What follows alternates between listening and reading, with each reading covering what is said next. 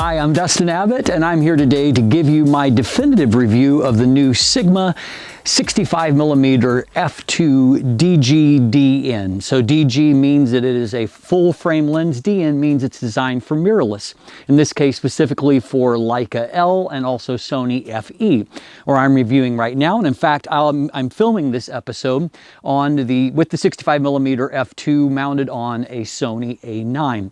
So it gives you a sense of how well it will do for not only tracking my face, but also for the kind of video footage that you can expect out of this lens. Now today we're doing the definitive review. If you prefer a review that is faster, gets over a little more quickly, less detail, then check out the standard review. Might be a little bit more down your alley.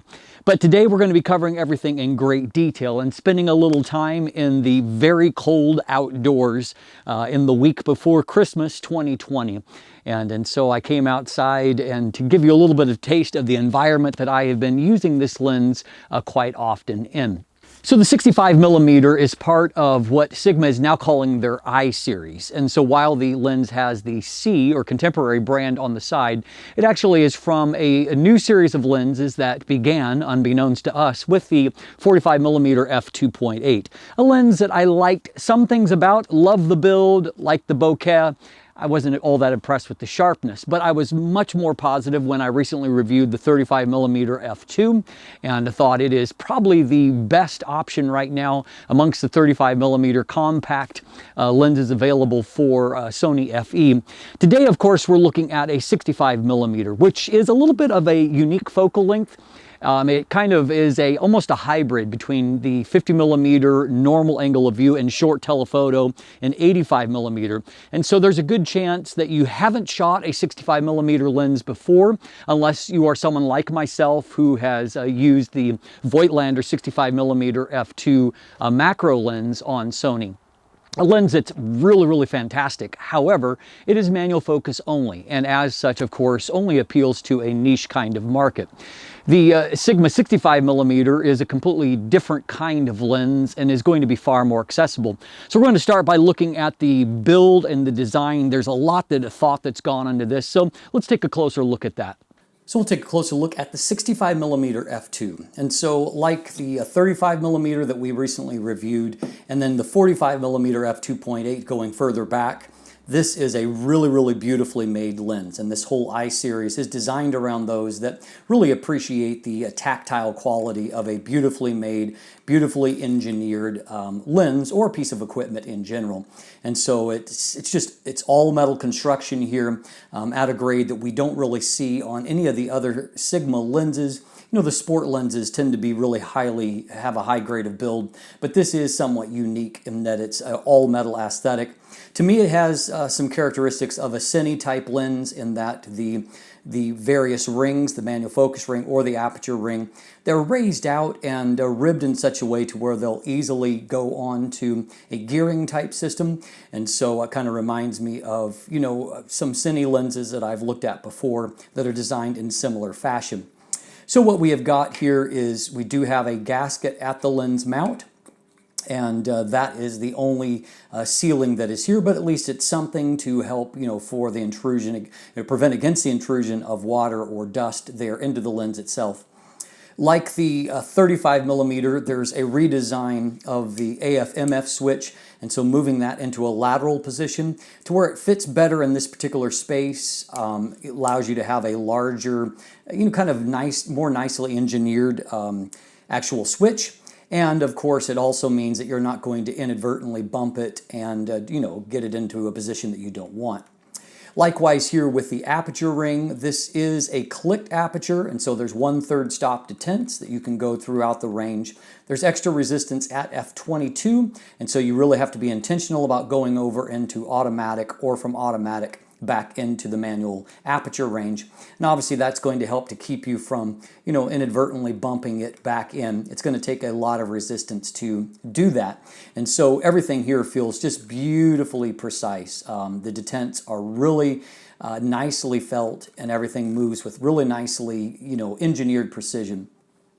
Similar true of the manual focus ring, which while it is focused by wire, it is really beautifully damped. You can tell that they actually put thought and effort into making sure that it gives you a true manual focus type experience, and so really nicely done there. The lens hood itself is all metal, really nice. The ribbing on it makes it really easy to grip and to hold, and everything just feels, again, beautifully engineered, very nice. Up front here, we've got a 62 millimeter front filter thread. I don't love 62 millimeters because it's not overly common. However, you know, it is out there, and they're, you know, relatively inexpensive. Now, these eye lenses have one other unique feature, at least the new ones, not the 45 millimeter, and that is that Sigma includes two different caps, your traditional pinch cap, but then also a newly designed cap that takes advantage of the all-metal construction. And so it's a metal cap that can just pop in and out. Probably particularly useful for those of you that don't really use a lens hood. It can be a little bit tight to pinch at that and get at it inside.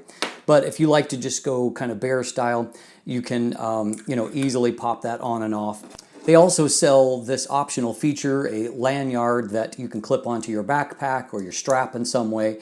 And so once you take the you know, magnetic cap off, you can just pop it onto that where it attaches magnetically, giving you a place to store it that's out of the way, and then you can easily take that off and reattach it onto the lens if you so desire. Now, that's going to work whether you're using the you know, the 35 millimeter or if you're using the 65 millimeter, you know, it works for both of them equally well. Inside, we have 12 elements in 9 groups. We have 9 rounded aperture blades, which makes a really retains a nice circular shape to the aperture even when the lens is stopped down. Now, when I was talking to Sigma's engineers about this particular lens, they said, well, you've probably never seen 65 millimeter lenses. And the ironic thing is I actually own one. And it is an also very nicely made Voigtlander 65 millimeter f2 macro lens here. And so, as you can see, however, Sigma's lens is considerably smaller and also lighter, though, I mean, it's still relative. It's a moderately weighted lens at 405 grams or 14.3 ounces, but it's heavier than the size suggests because of that unique heft of being all metal construction, but of course, really beautifully made. Minimum focus distance is 0.55 meters, 55 centimeters, or 1.8 feet, and there you have a reasonably useful 1 to 6.8 ratio of magnification. That's around 0.15 times, so fairly typical, say, for a 50 millimeter type lens. Obviously not going to be a replacement for a macro type lens, but it does allow you to get close enough to, you know, blur out backgrounds and to create some uniquely beautiful images in that way. All in all here, though, this 65 millimeter f2 from the I series is a real delight in its handling and its build. Beautifully made, and you will enjoy it if you appreciate finely made things. So as you can see, a lot of standout goodness there. The lens manages to stay nice and compact while, you know, packing a lot of great build aspects into it. And so I have really very little to complain about on the build front. I think that these new Sigma I series lenses are made in a really special kind of way that kind of evokes, I think, in some ways like the Zeiss Loxia series, although with some of those cues that make them seem a little bit more like a cine lens. And anyway, the byproduct of that is they're lenses that I have a lot of affection for when it comes to the build and the design language of them. I'm also very impressed with the autofocus performance. These lenses employ a stepping motor, however, it's a well implemented one that is smooth and very fast in operation, also very confident in terms of delivering great image sharpness, great focus accuracy. So let's pause and let's take a quick look at how it performs for focus pulls. That will give you a little bit of a sense of the quietness of the focus motor.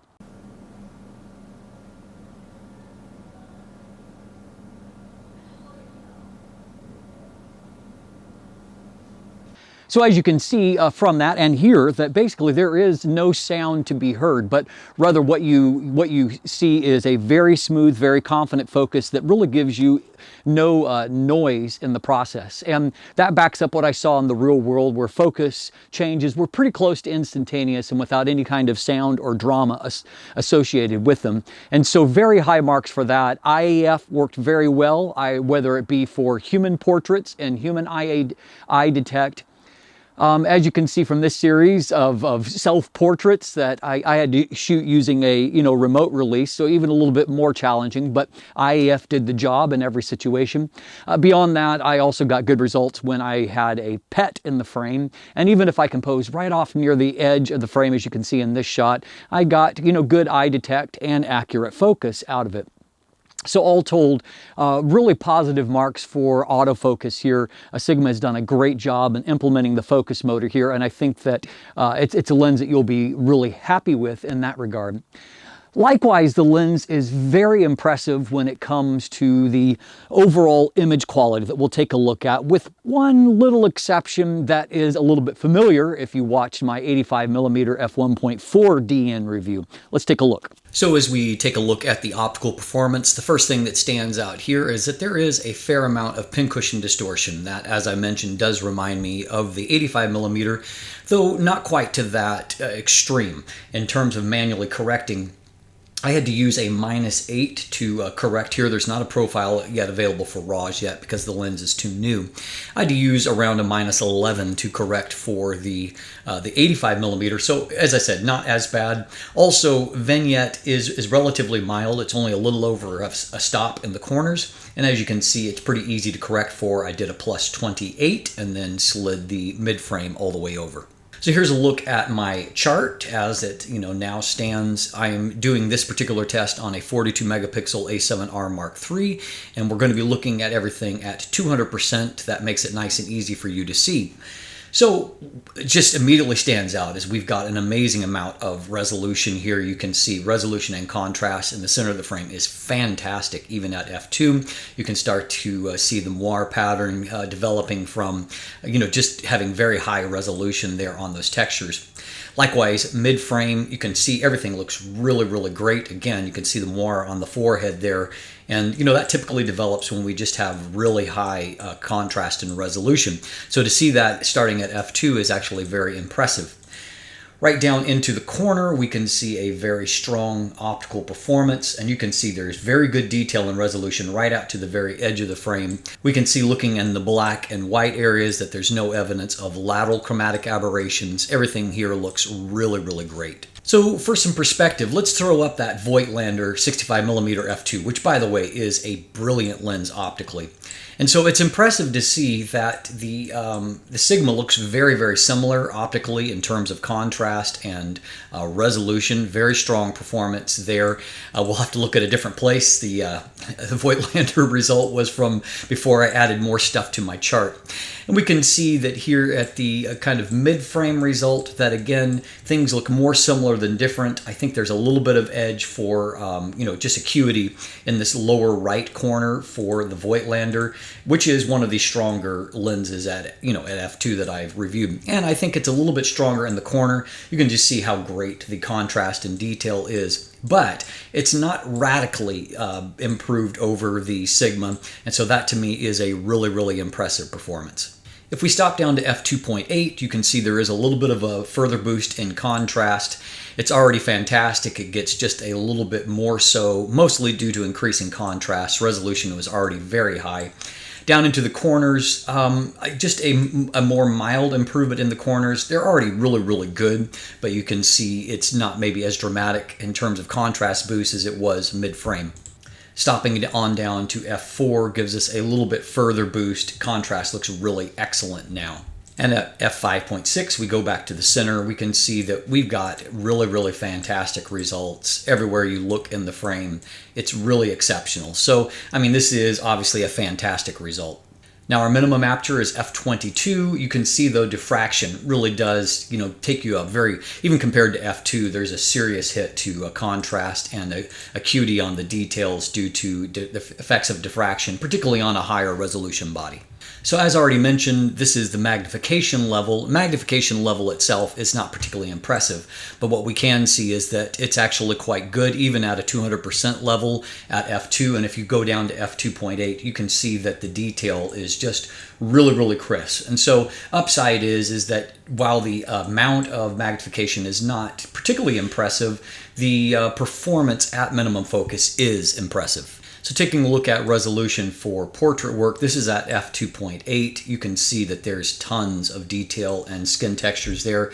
Now that has a tweak to the tone curve. We don't here, but what you can see is just really fantastic detail. And so this is going to be a nice lens for portraiture because of that high resolution. We'll look at one more here, and kind of a black and white. Not kind of, it is a black and white. And you can see that, once again, detail is really fantastic. So a very nice portrait lens as well. Now here's a look at a real world f2 and then an f5.6 image shot handheld, same scene. So what you can see is that, both of them look fantastic. You can just see that contrast, at landscape apertures is a little bit better. But, I mean, if you didn't have the f5.6, sitting right next to this, you would look at that and say that's a really strong performance, on a 42 megapixel camera, right wide open at f2. Here's another real-world kind of landscape image, so you can take a look at resolution. So you can see just, fine details and contrast. It all looks fantastic right out to the edge of the frame.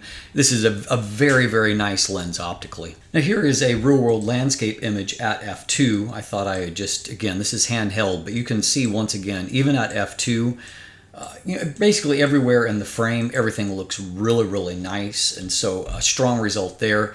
This is actually a pixel level crop of an image. As you can see how much it's cropped in. You can just see how much detail, even in a church type setting, how much detail there is on skin textures. Very impressive. So let's talk about bokeh for a moment. As you can see, the geometry is really fairly good here. Circles, do deform a little bit towards the edge, but they still are, reasonably circular.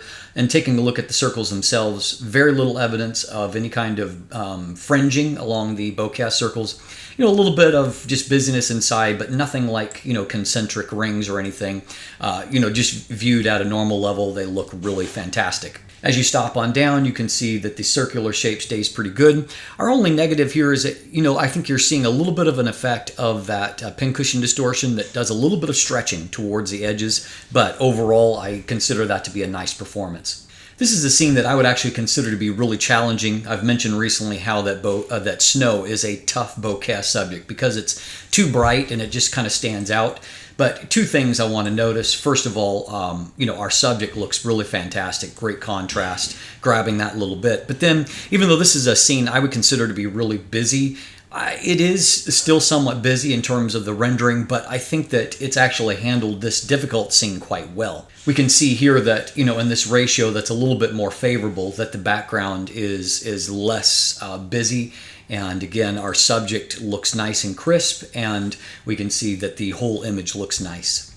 Two other final bokeh images here. We can see, as we've seen, that our subject is nice and crisp. And then as we start to look at defocused areas, you can see that in these kind of real world shots, even this challenging one with, the refracting lights, that everything looks quite good. And so I think that the lens is also quite good for bokeh, not just sharpness. This is a scene that I often photograph for looking for longitudinal chromatic aberration in winter. But you can see that either at f2 or f2.8, I don't even need the stop down to eliminate longitudinal CA. It's just really perfectly, dealt with here. I don't see any fringing on any of the branches. It looks really great. So finally, flare resistance. Again, I think that our marks here are pretty good. You can see that with very bright sun bouncing off of bright snow, we've got good contrast that is held up here. On the left, wide open, you can see a little bit of a, kind of a ghosting pattern, but nothing, a little bit of localized veiling, but contrast in the image looks good. Stop down, you get a little bit more of that kind of ghosting flare pattern, but not all that destructive, I don't think. And you can see the 9-bladed sun star there.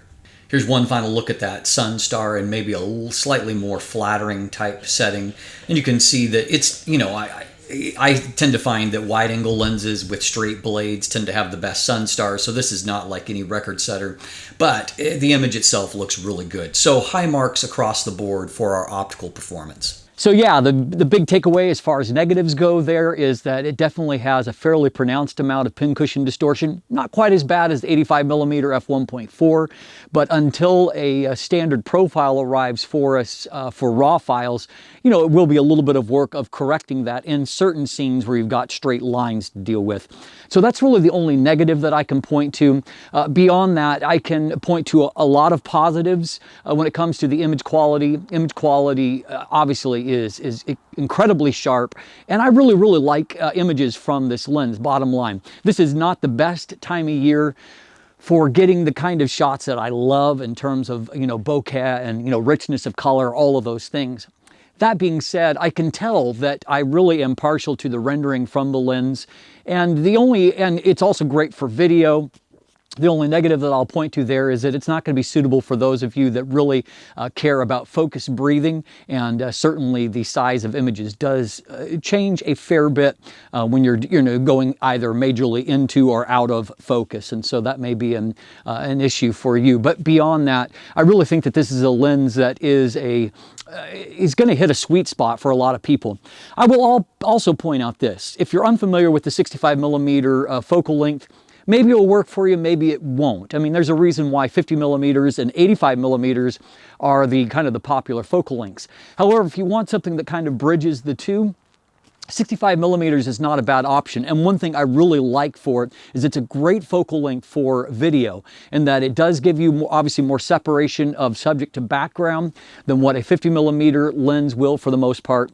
But it also has a really nice kind of angle of view, a very natural framing of a human subject. And so I've actually found it really useful for my channel in the, the basic month that I have had it, and I find myself reaching for it quite often, because it not only works well, you know, outside like I'm doing right now, but that focal length also is a nice perspective for indoors. And I found, for example, shooting like teaching sessions and things like that, it's been a great companion for that. So maybe something to bear in mind, something that might be intriguing for you if you do something similar to what I do, or if you're just looking for a compact, versatile prime lens. There's a lot good going on here, and as I said, focal length may not be for everyone, but certainly this is a lens that packs a lot of goodness in. Price point comes in at $699 US, around 700 bucks. So it's not a cheap lens, neither is it an expensive lens. I actually consider it to be a premium lens in both build and performance. And so I think that the price point is probably justified. And of course, the market will determine whether or not a 65mm $700 lens will be a hit. But I wish Sigma the very best with this product line. I think a lot of people are looking for lenses like this that are, retain a compact nature, but are really strong optically at the same time. And if that fits you, then I think this is a lens that you just might be interested in. I'm Dustin Abbott. If you look in the description down below, you can find linkage to my full text review, also to the image gallery. You can check out those photos a little bit more. There's also buying links there in the description if you want to purchase one. And beyond that, there are links to follow me on social media, to become one of my patrons and support this channel. You can also sign up for my newsletter that comes out every Thursday. And of course, if you haven't already, please click that subscribe button right here and make sure to ring that bell and so you get notifications when new content drops. Thanks for watching. Have a great day.